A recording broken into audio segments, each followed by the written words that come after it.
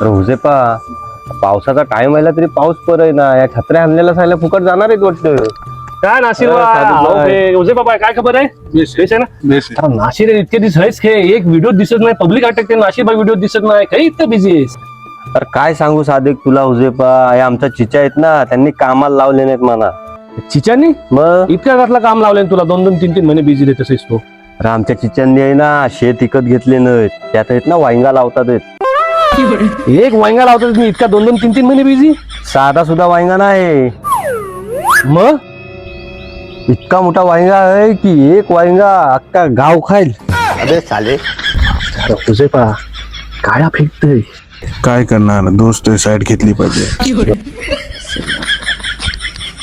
इतका मोठा वांगा आहे ना. इतका मोठा वांगा तो तर माझा सोरा. तुम्ही इतक्या दिवस दुबई ओमान कत्तर फिरता, तुमचा माझ्या विजा केल्या का नाही? कसली मजा. का हो काय ना मी काय फिरायला नाही गेलो तू, एक वस्तू आणायला गेलो तू त्यातनं. दुबईला कसली मग वस्तू आणल्या दुबईला?